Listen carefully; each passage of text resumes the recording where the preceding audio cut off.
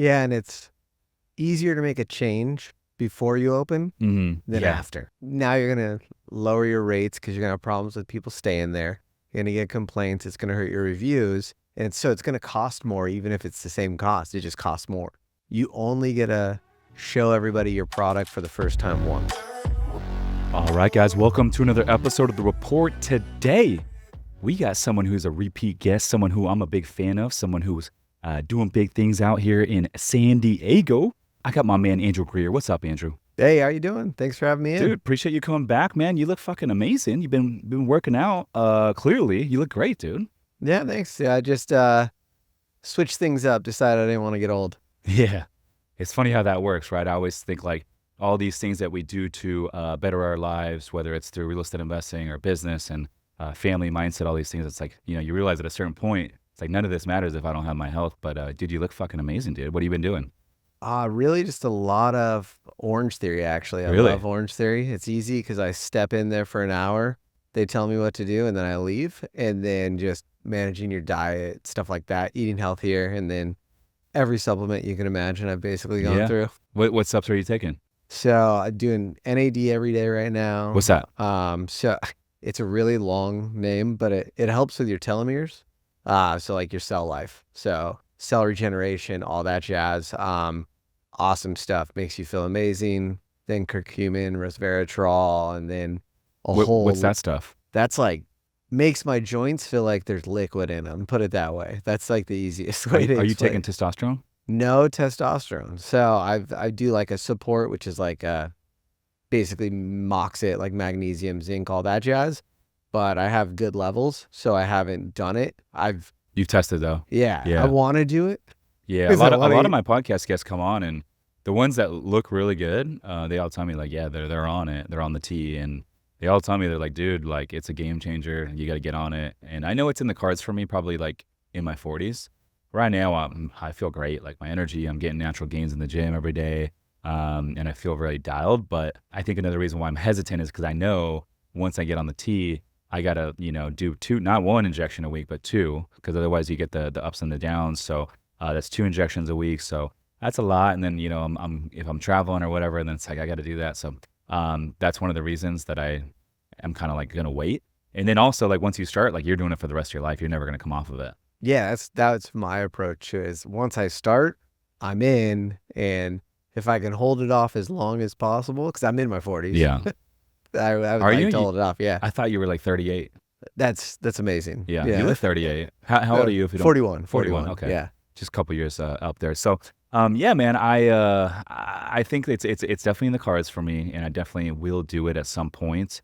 I'm just gonna try to hold off maybe another like 4 or 5 years, but I do know it's in the back pocket. It's funny because some people tell me on the flip side, this is the other argument. They say, hey, enjoy it now while you have good health, while you're young. There's no guarantee that you're gonna be in good health, anyways, or even be around in 10 years. So why not enjoy it now while you're still young, you have good energy, and you can go do all this stuff.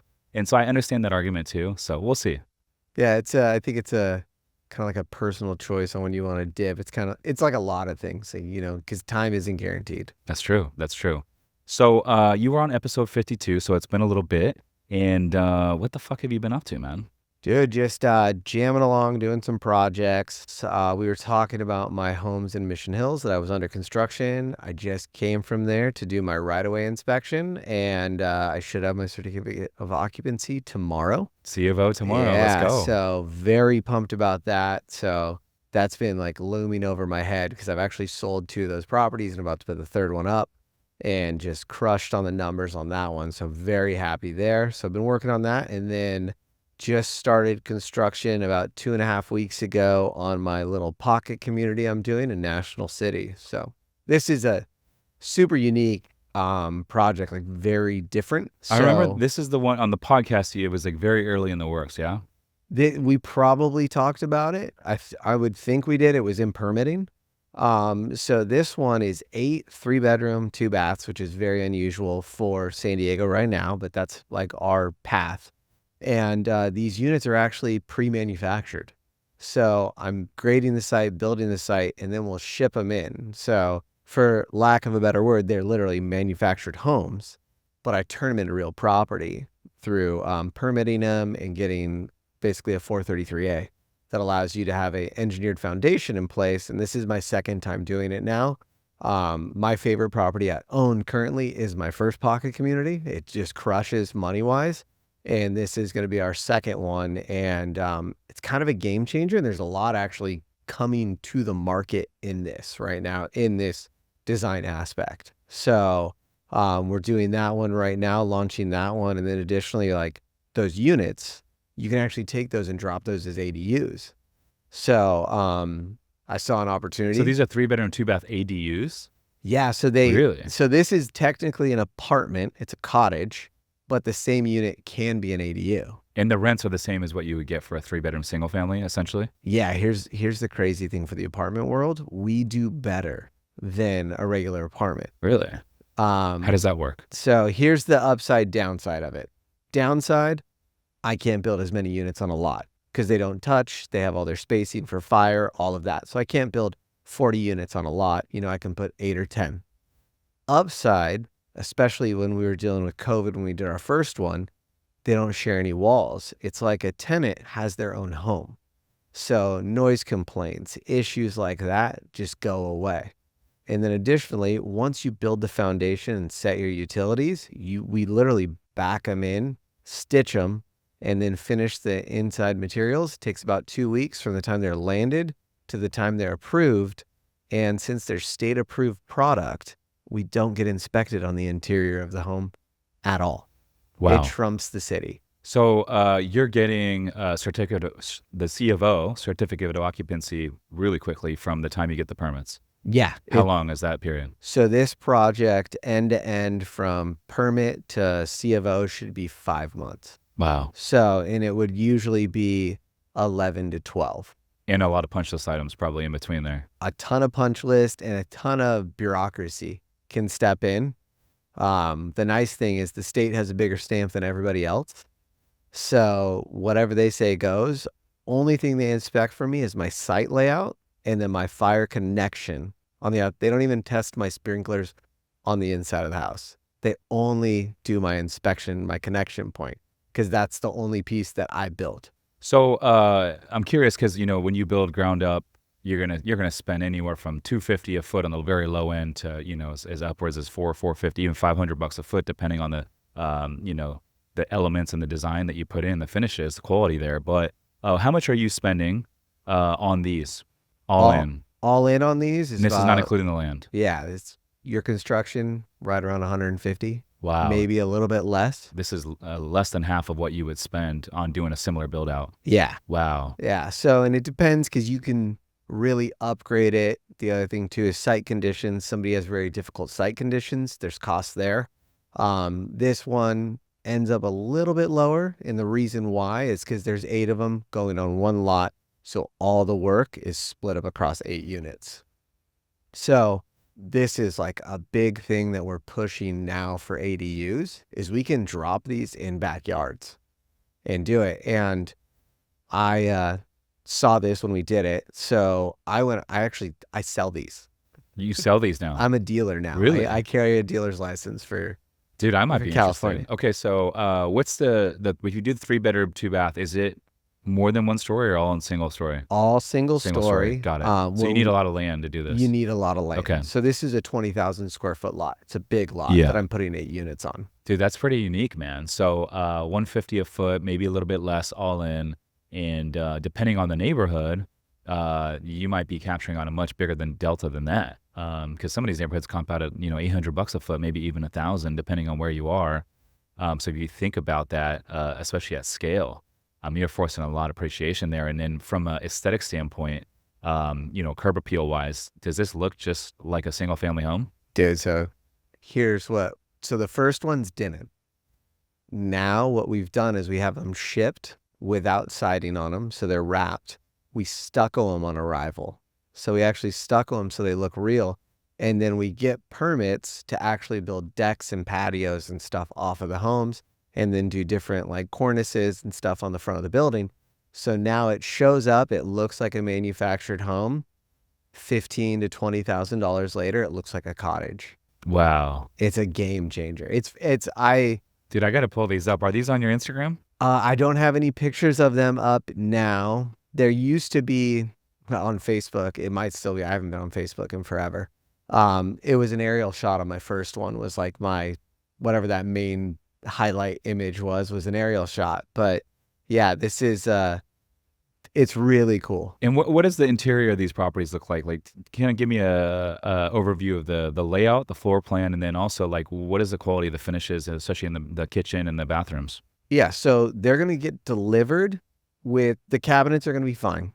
You know, countertops are gonna be Formica, so we generally switch those out to a granite or a quartzite, and then they get delivered with laminate. We rip that out and put in luxury vinyl plank. But as far as like your knobs, your doors, your every other fixture, it's gonna be very like, call it builder grade, off the shelf, like Lemon Grove, Spring Valley quality. That's what's going to come. So we upgrade the flooring, we upgrade the countertops, make sure that's all good. But outside of that, it's very clean, and it's a really compact design because they're 947 square feet, 3-bedroom, 2 baths. So you walk in straight into living. Directly across from you is a L-shaped kitchen. That off the back side is a laundry room. So we have laundry in each unit. Master on the right-hand side of the door with a master bath that goes behind the laundry. Other side, you have your bathroom tucked in behind the kitchen, and then your 2 bedrooms on the left. No hallways, no lost space, nothing excess. It's just all right there.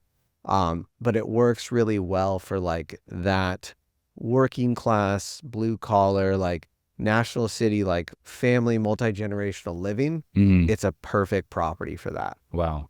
And tell me about the exit strategy. So like, obviously you can operate this probably as, I mean, you could refi and keep it and operate it all as one, you know, multifamily property, but do you have the option to also, individually parcel off all these cottages and sell them off individually? So with AB 1033, if National City adopts it, so it's the option to allow that, not the requirement to do it. If they allow that, I will have the ability to do that. Our plan is to hold everything. So we're holding the other pocket community. We're already set this one up. The plan is to hold it, and it becomes kind of a land bank. So if we're in this property and I hold it for 10 to 15 years, let's say, and I own this large parcel down in National City, and I have 2 of them. One's 22,000 square feet. One is 20,000 square feet. I can actually take those units off that parcel and build another building in the future and not have lost my value. I don't have to tear down a home. If the zoning changes, if the values change, I think National City has a huge amount of upside. I'd say more than even like Logan. I love the location. From this property itself, standing on the ground, you have views of downtown San Diego and the Coronado Bridge. And it's in a nice little neighborhood. I was just down in National City last night, for a kid that I volunteer with. His name is Isaac. Shout out to Isaac. But I've been volunteering with him since he was 9, and he's 14 now. He just had his middle school graduation at, what was the name of the high school? I forget the name of the high school, but it was down there in National City. I remember it's a football field. I'm up in the stands. I remember looking behind me. I'm like, you got views of the downtown skyline. You could see the Coronado Bridge. I'm like, this ain't too shabby. Yeah, you're 3 blocks away from our site. Okay. At that school. So, yeah. It's crazy. Yeah, that's interesting. So, how many, you said, is it 8 properties or more? That's 8 units there. 8 units there. Okay. That's a pretty cool little pocket community, man. And then is there like I imagine a lot of these families that rent there probably have kids. Is there like a little area where they can kind of run around? Yeah, so this one's actually designed off a flag lot. So you pull off the street, you go in and you make a right and you're in the community. So we have 12 parking spots inside and 8 parking spots out.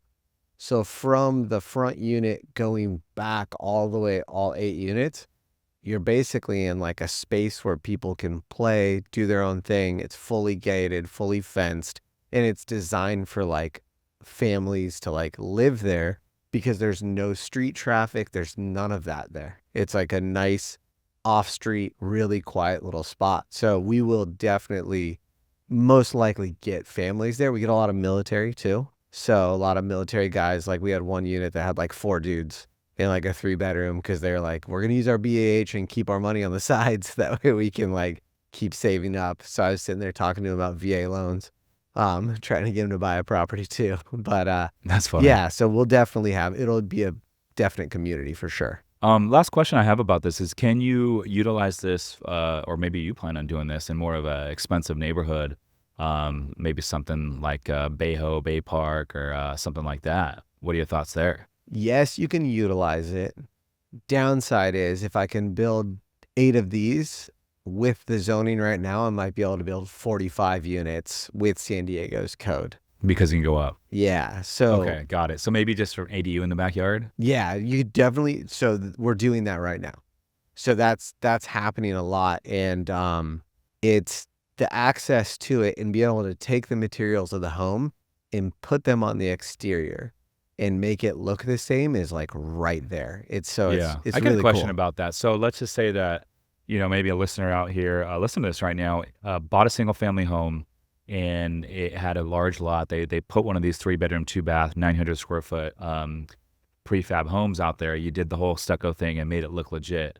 What is the appraiser going to look at that, or how is he going to or she view that from a appraisal standpoint? Are they going to give you the full valuation, as if it was built from the ground up, or are they going to give you some sort of discount valuation?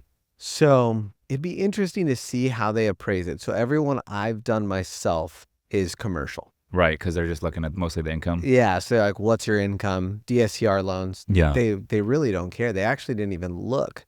And in fact, the appraiser didn't realize they were manufactured, but we licensed them as real property. So once you license them as real property, They wouldn't really know. they don't really know. Yeah. And it's actually not different in the code. Would they lower the value of it? I would think they would take off something, but we haven't seen it yet. They haven't done that to us. But I also saw like a stick build in Bay Park. It was a 1,200 square foot ADU, and the appraiser gave it a value of $50,000 Well, really? with a garage with a 1-car parking 50 spot. grand? And I was like, it makes more than that in a year. Yeah. That's crazy. So the appraisers are coming up to speed from like the sales side and like how they track data. Now when we go in the MLS and we market stuff, we have an ADU box. So Fannie and Freddie can start getting that data. So I think we're going to get better information. But we don't have like a manufactured or stick built or modular button on that. So I don't think they're going to rate that yet. It's only going to be if it's real property. Dude, so I got to thank you, man. I know as Tommy's on my team, we were looking at a project out, I believe that was in Mission Hills, and you came out and take a look at it. It had a big lot, and it was on a canyon. And I know it had potential zoning for more units, but I'm glad you came out and looked at it. Ultimately, that kind of a grade is going to be super expensive to build on. Probably cause a lot of problems down the road too, possibly. So appreciate you taking a look at that. And we had to jump a fence. Oh yeah. The leasing agent didn't come out, or not the leasing agent, the listing agent didn't come out. Yeah, no, Yeah, they didn't show. So we just didn't jumped a show, fence. yeah. We figured it out. Yeah. We had looked at that property once, and I was like, it's cool. I just didn't know, like, the zoning you could do a lot of units. My biggest concern was the grade, but my other concern was, it's kind of a funky layout, right? You drive down this steep driveway, and then there's like this 7-bedroom mansion on the hill. And it's like, well, what is this 7-bedroom luxury home gonna look like with apartment building right next to it? So it's kind of a funky like layout from an aesthetic standpoint. So I'm glad that you came out and kind of provided some good insight for us, give us a little bit of clarity there. Yeah, and it was a weird one too because it felt like you were gonna hit the house. Mm-hmm. And I've just seen coming that. down the driveway. Yeah, it was like you were driving straight into the house and you had to go left or right. It was really weird. Yeah. So they sold that place, I think. Did they? Finally. It traded? Yeah. But I wonder how much they had a took discount another for. $200K discount. They had already done $200K, I think, when we went, and it was I think 175 or 165. Wow, which is pretty cheap. that's a great deal for a lot of, So, but it was just right neighborhood, worst spot. Yeah. And by the way, you mentioned that I know you got your monthly meetup. I got to get out there. What's it called? Brewery. Yeah, Brewery. Great meetup. I've been before. And you mentioned that you guys are going to do some sort of summer bash on the water. Tell me about that. Yeah. We have Summer Bash coming up. It's on the water at Dana Landing on June 20th from 5:30 to 7:30. If you want to check it out, it's free to attend. You just have to RSVP so we can track everybody. But we're giving out drink tickets, everything. Realestatecheatcodes.com. You can RSVP there. We'd love to have everyone out. It's going to be a lot of fun. Just networking. We got food trucks. We got the boats there from Freedom Boat Club. It's going to be a blast. That's cool, man. I like the concept. I'll definitely have to check it out. And then speaking of events, man, I think we're going to throw a holiday party. You're going to throw a holiday party. We're in the works. I had this idea a few days ago, but it's already in the works. So I'm going to announce it right now. We are going to be doing a Summers Capital holiday party. We always do one every year in this office. And this year I'm like, you know what? Let's rent out the Broadway Pier here in downtown San Diego. Let's fill this thing up. Let's pack the house. Let's bring out, 1,200, 1,500 people.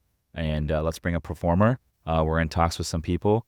Possibly Ja Rule is going to come out and perform. And we're going to give away a Mercedes-Benz. So excited for that. We'll bring all the investors, all the mastermind members from our communities, all the people in our social circle here in San Diego, all the people that come to our meetups, podcast listeners, you guys and gals are all invited.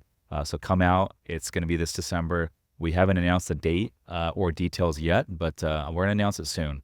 It's already summertime. I'm like, for an event like that, you got to get it out there. Yeah. So I'm excited for it. And I think it's going to be the new annual thing. That's going to be a blast. I'm so pumped in having another killer like event set up for like the Broadway Pier, which is like just such a San Diego location. And I know that you always do everything right. So it's going to be a party. It will definitely be a party. And we'll give away some money to charity to make it a fun thing. But excited for that.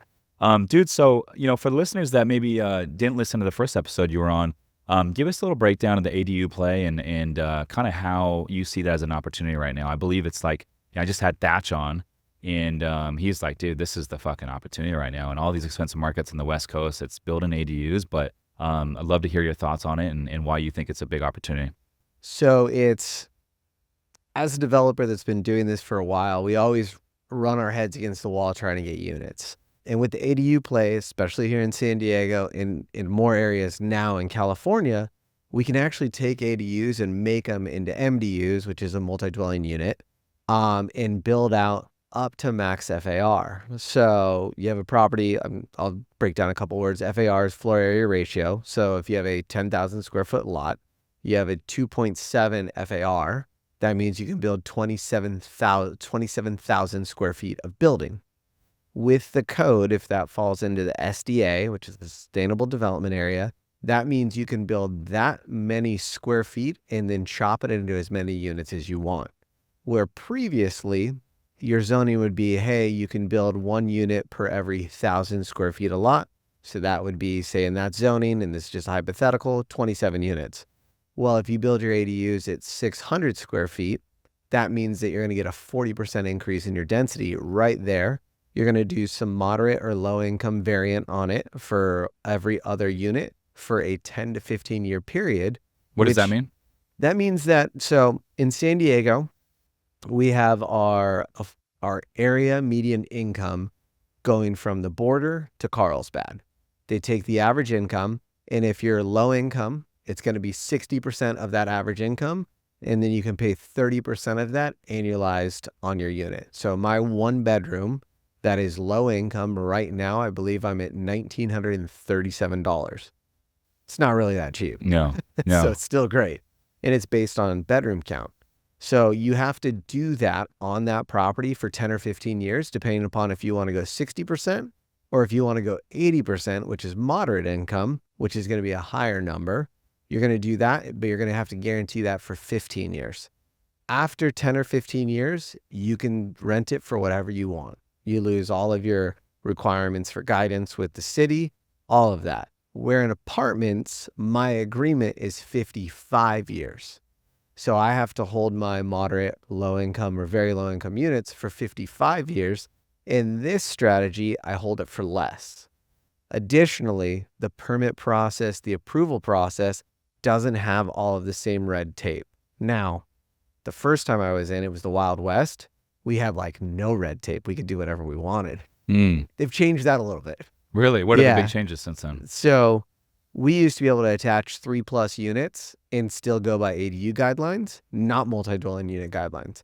Now, as of last August, you have to use what's considered, so standard buildings R3.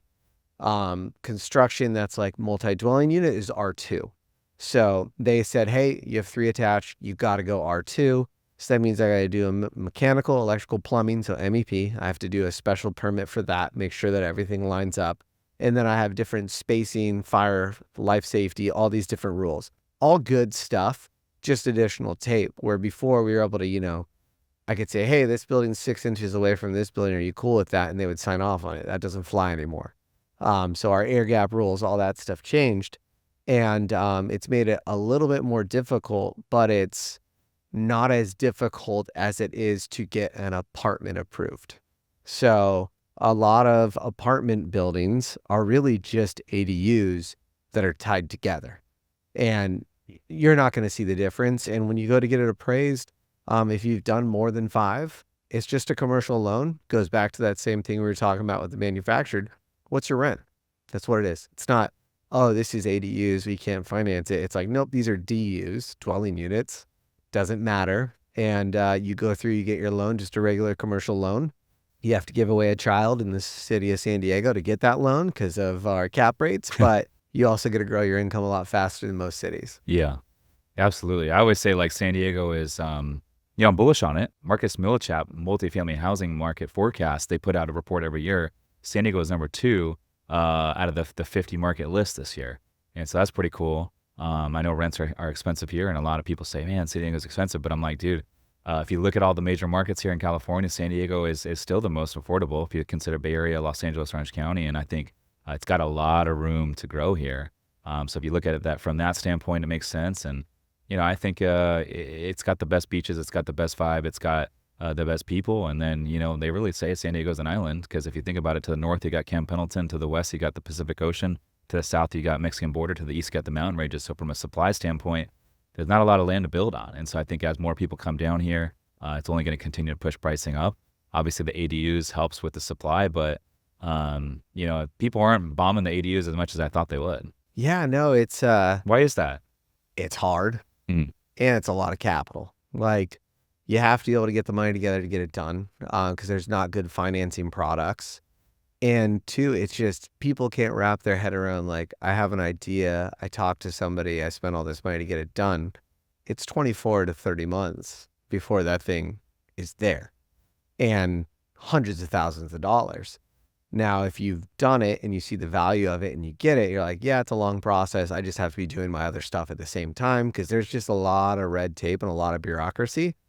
But I also laugh at people when they say that's a long time. And I'm like, you didn't build apartments. We used to just get beat up, like just problem after problem after problem. And yeah, it's a huge opening. We're seeing a lot of opportunity, but still, we need 12,000 units a year right now to meet our housing needs. That's Just our here growth. in San Diego alone? Yeah. Okay. We get For how many years?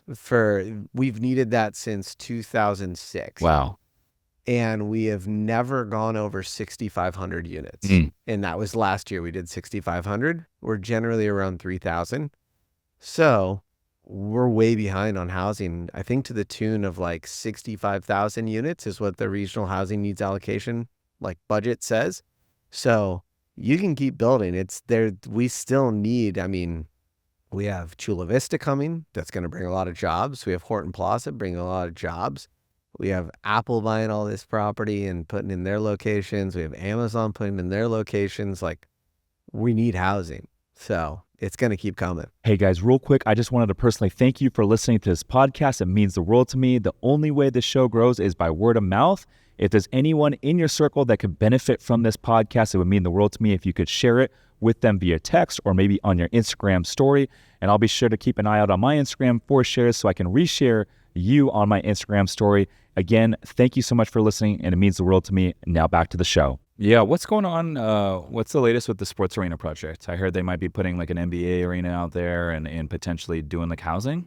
Yeah, so there's a combination from what I saw from the last request for proposal from the city is the arena, the shopping, and then the mixed-use housing. So it's going to be a combination of all of that over several blocks. So it actually spreads further in each direction from the sports arena. And additionally, this is interesting, is if you follow it all the way up, I believe it's India that ends up crossing the freeway and running alongside the other side of the freeway over there out of Little Italy, all the way up India until it gets to that bridge at Little Italy. That's all part of the sports arena project. Really? So that whole front, you've probably seen like some of those like old school car dealerships, dogs places, all those start selling. They're going to be able to put some big buildings right there. Wow. So are you bullish on buying real estate out towards sports arena, maybe even Ocean Beach? yeah, no, definitely bullish on it. I like that area. I think there's a lot of change. I want to see how far out it is. So I think it's a 10-year play. It's not a 5-year play right now. And I'm not doing too many 10-year plays that aren't like build it to refinance. So I have some stuff over there. I actually sold some stuff and then I'm actually reselling it for somebody else now. I sold it to them and they permitted it and now I'm selling it for them. Oh, wow. So, so you're active as an agent too? Yeah. So I'm a whole sales team. Got it. I still do deals. Do you have an online community as well? Teaching people how to do the ADU stuff? So we just do the cheat codes and then we do What's that? So real estate cheat codes, it's twice a month. We go out to different projects, do walkthroughs, teach people about like what we're doing. So we're doing like a 5-unit ADU build in South Park next week. And then we're doing my pocket community at the end of the month. So we go walk through all those different processes. Is that a paid community? Or So free? it's a ticketed event each event. Okay, got it. So we are launching a community, but we're in the process right now. I'm actually going to start taking start to finish investors once a week through projects that are actually under construction and like showing them the process and then teaching and then doing a breakout after of like other people's current projects. Yeah. So I love that, dude. So I'm curious, you already mentioned that one of the exit strategies is to get the permits, buy the land, get the permits, or buy the single family house, get the permits to build 8 ADUs or whatever it might be. And then you could look to, enter the marketplace and sell for a nice profit without having to do any of the work.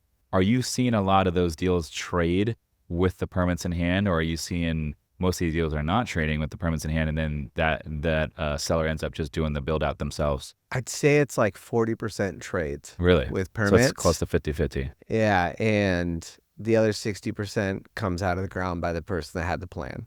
We always had a strategy of trying to sell at permit just to see if we could get a number that made sense. You might as well throw out a number. Yeah. Right? It's like everything's for sale if you pay me a certain price. Yes. So that's just life. So when those opportunities came up, we'd give it a shot.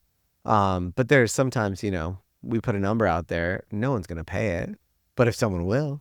Mm-hmm. Yeah. So, yeah. Have you thrown some crazy numbers out there? You're like, no one's going to buy it. And then someone buys it. Dude, I had one project in Pacific Beach. I threw up for like a dream number.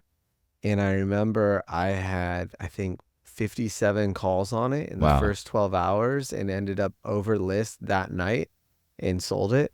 Wow. And it was, I bought it for 800. I permitted it. It was a year later and I sold it for 1.5. And I had cash flowed it the entire time too. Really? And great project. I actually wish I had built it in the end just because I loved the project. But they gave us the number that made sense. And we were like, yeah, we'll sell it to you. The crazy thing is how many people wanted it. I was blown away. What was your list price? You sold it for 1.5. We came in at 145. I think it was 1525 is what we sold at. And I accepted it that night because it was just, the guy came in with like bulletproof terms. Yeah. He was like, we need to lock this up right now. Yeah. We turned like a couple levers and I think it was on Valentine's Day and I was taking the call and I was like, send it back with this and I'll sign it now. Yeah. And like, I got a text. He's like, it's in your inbox. And I was like, cool. I just sent it out. I was like, sign it. Let's do it. And what was that build out? How many units was it? So there was 3 custom homes. I bought a house that was a 4-bedroom, 2-bath, and then a garage. I would have done this completely differently now. If there was so much more value there, I could have untapped, but it was right there on Riviera in Pacific Beach. And it was a killer project. We got it through discretionary, got city approval, moved it to construction docs, and then sold it. Wow. So, and what's the ARV on that thing once it was all built out? That thing, when it was all done at that time, I believe was 4.5. Right now, it's over 6. Wow. Yeah. That's impressive, dude. Yeah. That was a few years ago. Yeah. So, what's the latest play here based on, some of these changes, and we know a lot of the regulations are fluid here, but what do you think the best play is now in the ADU space here locally in San Diego, if you could do any project you wanted? So I'll say what I think the play isn't and then what I think it is. I don't think it's studios and one bedrooms. That's why I don't think it is. Just because we have so many coming on market.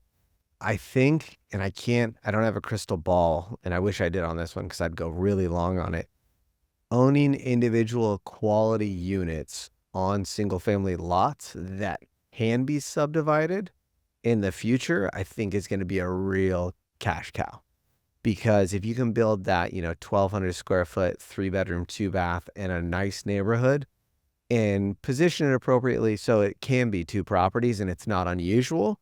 Now, instead of having something that's going to add, $500,000 to your value of the property because it's rental, maybe it's worth 1 million, 1.2 million, and you're just going to go through and use AB 1033 to split that lot and sell it out separate. So now you can essentially buy your property, you're into it, you build this unit, you sell that out. You can take that cash, move it to another property, 1031 it, or you could buy off that property and just keep doing it. What exactly is AB 1033? So that is the ability from the state of California said, hey, we're going to allow you to actually sell these ADUs as individual units, but we're not going to tell you how to do that. So the civil engineers, the mapping departments, all that, they have to come up with the guidelines. So we all remember when they would take apartment buildings and condo map them. The big thing with that is like, where's the gas line? Where's the water line? Where's your access points? Who has rights to this? Who has rights to that? Because when it's a apartment, everyone can walk everywhere. If your gas line breaks, like, hey, I got to get in and fix my gas line. I own the whole building. So if you have a condo, it's like, hey, where's that pass through? Okay, is it protected? Is it fire rated? All that stuff. So if you build with the plan of, I might subdivide this later, you can design it appropriately to be able to do that. Now, there's people that want to go buy buildings and use this for existing buildings to almost condo map again. I don't think that's the play if you don't understand condo mapping, because you could get stuck with like, hey, that's great. You have to move this gas line, do this, and that's going to be 400 grand. And now you're like, oh, all my profits baked into like a repair that you can't see. So planning with that site in mind in buying, like Claremont, Bayho, great neighborhoods where 1,200 square feet's worth a lot. If you can say, hey, here's a single family home with a backyard and it has its own little garage and all this jazz. Awesome. Perfect. And then the next thing is, if you build it right, you subdivide it, you're limited to 1,200 square feet. Well, if I design it where I can add more square footage onto the home after, now I can even build it out further, because now it's not an ADU, it's its own unit. Now I'm going to build it out, I'm going to add the garage, I'm going to do all these things. And now maybe I have a $2 million home instead of a $1.2 million home. So that's a long play and it's a risk, but I don't see them not allowing that. Yeah, absolutely. And what you said about what you wouldn't do, like the studios and the 1-bedrooms, it's interesting that they're bringing a lot of new studios and 1-bedrooms here in San Diego. Also, the other thing is, I think just generally speaking with a lot of markets, you do a lot of studios, 1-bedrooms, you have a little bit higher turnover versus having 2-bedrooms and 3-bedrooms, because the 2s and 3s will tend to bring in more families who tend to, renew and stay a little bit longer than studios. I think people in studios are always looking for that next thing that maybe isn't a studio. So you get a lot of turnover there, and those turnover costs can add up. If you got someone moving out every 12 months, you got your vacancy, you're going to have to shampoo carpets. There's probably going to be a little bit of deferred maintenance you got to clean up. And depending on how long it takes you to release that unit, maybe it takes you 6 weeks, 8 weeks. Well, that's 2 months of lost rent, right? And then marketing for it. So, and then you got to pay a lease up fee for these property management companies. So, it could cost you, $4,000 or $5,000, even more when you consider vacancy to turn a unit. So I like what you said there. Yeah, that's the biggest thing I've seen from owning multiple units. I hate my 1-bedrooms. Yeah. What's the biggest mistake that you see ADU investors making? I would say it's, one, not knowing your timelines, assuming it's going to be faster. Always assume it's going to be longer and it's going to cost more. Number 1 and 2. Yeah. It takes longer, costs more. So have your contingency capital there. Yeah. And then don't build shitty unit. Like, take a little bit of time or work with somebody that's done a lot of units so you can have good spatial layout. Because, guys will come in, they'll be like, hey, we'll just make this room a 9x9. A 9x9 room, you're not going to rent as easy as a 10x11. And it's a big difference. It's not like, oh, they appreciate it, that's a foot. No, it feels like a completely different room. So I think just really understanding and like, I had a 180 square foot unit that I had at one point that I like rented out. I found the perfect renter for that. I don't think that renter exists anywhere else. She was awesome. She loved the unit. These guys popping out, 200 square foot units and putting 20 of them together. I'm like, that's going to be a problem. It's going to turn over a lot. It's going to be a problem as far as selling it. It's a nightmare. So good spatially aware units, paying attention to the fact that like, yeah, we need new units, but like we need good units. Like you can't just, no one wants to really live in a box. If you give them somewhere they can live, like my goal is people stay 2.5 to 4 years. That's like a perfect amount of time where my turnover is good. They've taken care of the unit generally more than someone that stays 12 months. And they actually appreciate the unit. And if I can get 1 to 2 price increases out of an existing tenant, that's a win. Mm-hmm. So yeah, I hear you with the projects going over timeline and often going over the budget. Same, that's our biggest risk with the boutique hotel renovations. The same exact thing. And so we always preach like, man, like make sure you got at least 20 to 25% contingency capital for change orders, or if the project goes over timeline, because most of these projects do. And in the event that you don't need the contingency money, it's like, okay, cool. That's great. You can always return that to investors, or, you can keep that in the project. But I think that's number one. And then what you said about the design, I think that's huge. I always say like when we do these renovations, especially with the hotels, I'm like, dude, I don't want to do 90% of the design and then cut corners for the last 10%. I'm like, guys, let's just spend the extra 30 grand, 40 grand. Like when we did the launch for Hotels in Dell here, we were getting down to the final like stages, and I didn't like the way some of the finishes were looking.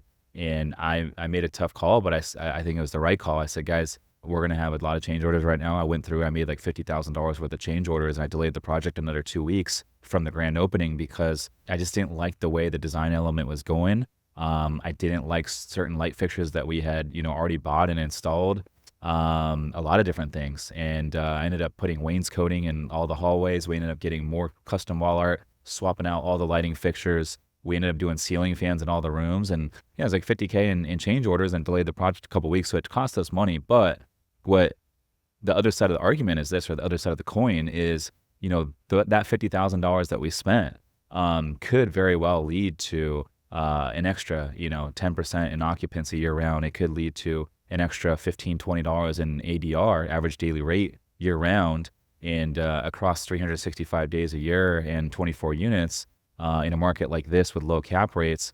That could be the difference of, $1.2 million in refinance valuation when we got a refi. And that's a nice chunk of change for the investors. And so, yeah, it sucked to delay it, but that was a tough decision. And but I made that hard call, and I said, let's do it right. I don't want to cut corners or put something out there that's, not quite 100% of what my vision was. And lastly, it's like, I think as an operator, in this applies to any commercial real estate, not just boutique hotels. It's like, you as the operator, you're putting your brand out there, right? So your investors are going to see this. All the guests that come and stay at your properties, they're going to see this. And so, you hit that design right, it's going to compound. It's going to help you raise capital for future deals and all that sort of thing. So if you miss on it, that's not going to help your future. So, at the end of the day, you really got to be thinking about the big picture, and you got to play the long game.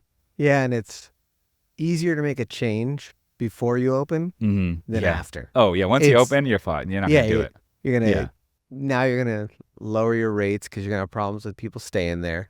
You're going to get complaints. It's going to hurt your reviews. And so it's going to cost more, even if it's the same cost. It just costs more. Absolutely. So, and you only get to show everybody your product for the first time once. 100%. And first impressions, everything. Everything. And you apply that to everything in life. It's not just real estate, but it's business, it's dating, it's everything. First impression is literally everything. So I think it's good to get it right. And that's why I believe, I'm like, man, let's not do 90% of the project and go cheap on the last 10%. Because, in all reality, I do see some of these projects that are flips and they're on the market. You walk through and you're like, dude, they cut some corners here. You can tell. Yeah, like this is rough. Yeah. What's your thoughts with the design element for like the ADU stuff that you're doing? Because obviously hotel is a little bit different, right? We want to put in nice finishes and we want to have the nicest experience possible for the guests. That's kind of the look that we're going for. But, if you're doing, ADUs in markets that are more workforce housing type of stuff, what's your business plan there in terms of best practice for the finishes? Yeah, so we use all the same finishes across all of our properties right now. So the nice thing is we got a designer create it. It looks nicer than the neighborhood, but it's only, 10% more, maybe. And our big thing is like LVP. We want good LVP because we don't do any carpet at all. We want really durable floors because floors always come back to haunt you. And then we just make sure we have the same toilets, the same sink fixtures, the same sconces, all of that, because it doesn't affect us as much in that marketplace where we don't have to have like a different experience in every room. That's definitely a hotel thing that we don't have to deal with. And the other thing for us too is if we do the same units over and over again. So I've built the same building twice, so just different locations. When we go to list it, it's the same photos for it, and we only take 2 sets of photos, but all the units are the exact same. So it's easier for us to market. Somebody likes it, like, oh, I like that unit. Well, that one went, but I have one coming. It's exactly the same to the T as that one, but it's 2 doors down. Oh, okay, cool. Yeah, we'll get on the wait list for that one. So it allows us that. But honestly, I am not the design guy. Yeah. I hire the design people, and they're really good at it. Yeah. So, Yeah. yeah, if I design it, it's ugly. Yeah, I oddly like design and kind of being the creative. If I wasn't doing everything that I'm doing, I wouldn't mind getting in and designing a whole property, but it consumes a lot of time. So yeah, we work with designers as well. It makes your job a lot easier. I even when I moved into my place, it's like a 2-bedroom high-rise apartment, and I hired a designer, and she just did everything. So I just don't have the time, dude. They just tie it together. Yeah. They make it, they put like a little thing, and you're like, oh, that's freaking awesome. Like, that looks great. I would have never even thought to do that. It's great, and like people walk in, they're like, damn, Rich, you've got all these furnishings and everything. I'm like, no, it wasn't me, dude. Yeah. Yeah. But yeah, man. So play wise, I guess for the listeners out there that maybe they're hearing this and maybe they don't live in San Diego, maybe they live in another state, and they're like, hey, I really want to get in the ADU space. Is this something that someone can do from out of state? Like invest here from out of state? Yeah. What are your thoughts on that? Yeah, you definitely could. You just got to get with the right operators. Mm-hmm. Do you know anyone doing that? I've done it in the past, but truthfully, I do a lot of it in-house now. Okay. So less people is better. Yeah, less hands in the pot. Yeah, we'll do more bigger projects here soon, but right now we've actually really tightened it down and just gone with a couple family offices, which has been nice. But yeah, there's people out here doing it. I would say find out who's doing it through reaching out to networks. If you reach out to me, I can guide you towards people doing it, or tie you in with people. There's groups that will actually take the process end to end too, like architectural teams, stuff like that. They can actually go from, can you build something to it's built, all in suite. It just really depends on, like, there's different price points for that. It's just like, a hotel is, you can stay at the Motel 6 or you can stay at the Ritz-Carlton. You can sleep in both of them, but which one are you trying to get?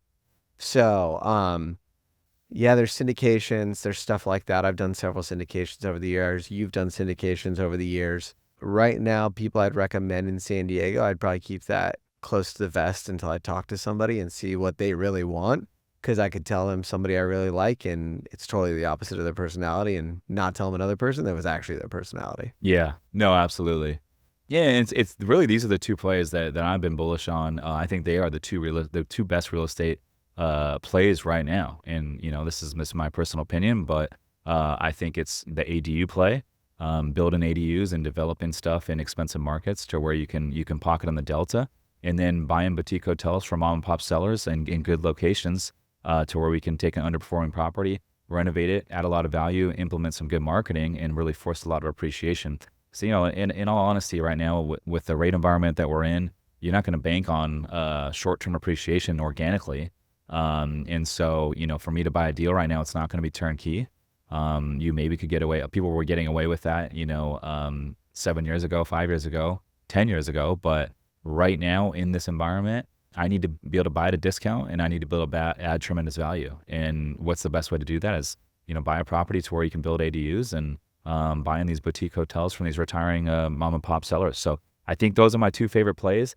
I do have a couple ADU projects that I own personally. Nice. And actually, I'm curious. I'd love to get your thoughts on this. So one is a Airbnb property that I've owned since 2020, and it's in Linda Vista. It's a 3-bedroom, 2-bath, single-family house. We rent that as its own individual Airbnb, and then it's got a 2-car garage to the side of it. That's a separate structure. Above the 2-car garage is an ADU. It's a studio, and then above the studio is a rooftop deck. So it's kind of it's a really nice studio. It's got its own personal rooftop deck. It's a separate structure away from the house, and from the rooftop deck, you got peak views of the ocean, which is really badass.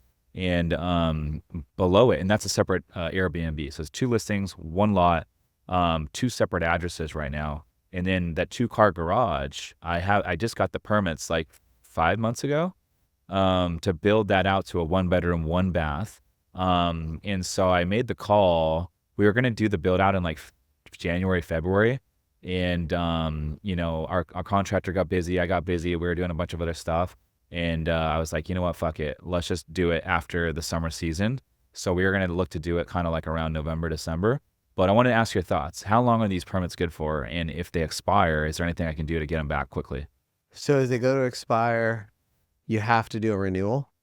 I don't know on the ADU permit, but you can usually get extensions. I believe you're 12 months on an ADU permit from pre-con meeting to finish. Pre-con, you have to order your pre-con within 12 months. So what is pre-con? they come out and they tell you, like, it's funny. They do it with me still. And I'm like, guys, I know exactly what you want. I've done a lot of these. So, but like, you can ask them certain questions. Like if you have a complicated like street connection, you can be like, how do you want us to actually do this? Like, can you confirm you're okay with what's on the plan? Because the funny thing is what's on the plans and what you have to do don't always match, which blows my mind still, even though I deal with it. So you should be good for 12 months. And that one would be, I would really think midterm rental, like travel nurse for that bottom unit, because you can't Airbnb it because it's it's a ADU. So I do know of a workaround. I know there's a workaround on it. Yeah. I don't know if we were going to say that. Yeah, I'll tell all the secrets. And so we'll see. I haven't looked into it. I haven't confirmed it with legal counsel, but I do know some people that are, doing it out here in San Diego, and they're like, oh, this works just fine. So basically what they do is they do a long-term lease with the ADU to a long-term tenant. And that long-term person could be, I don't know, someone they know personally, and then that person just subleases it as an Airbnb. So I don't know. I know some people that do that, and they say it works fine. I haven't confirmed it with legal counsel, but they say the way that the verbiage is, it's perfectly legal. Yeah, that's the workaround. Okay. I like it. That's the ADU STR Airbnb loophole. Yeah. Okay, we might have to trademark that. Okay, so I got 12 months initially, and then relatively easy to get another 12 months, it sounds like. Yeah, there's just check with whoever did your permits to make sure you don't need like 30 days before your 12 months to actually process. I see. Okay. So it's not like got it. Everything in the city, hurry up and wait. Yeah. So just make sure it's in. And then I got another one actually here in Lida, Italy. I bought it last August with Tommy, who's on my team. We're 50-50 partners on that deal, but it's a old building. It's like 120 years old. It was a 3-bedroom, 2-bath. It was zoned commercial, mixed use. And the lady was living there, and she was operating like a attorney, like law firm out of there. She had like 4 or 5 employees, and she was running this law firm out of there and living there. So it was interesting, but owned it since the 80s. And she was like, hey, I'm retiring, sell this thing. And so we bought it. She actually seller financed a little bit of it. And then we got a hard money loan on the front end. And then she carried some paper in second. And so we were able to get in for very little money down. And we renovated the whole main house. And it's operating as a short-term rental right now. It's doing a lot better than I thought.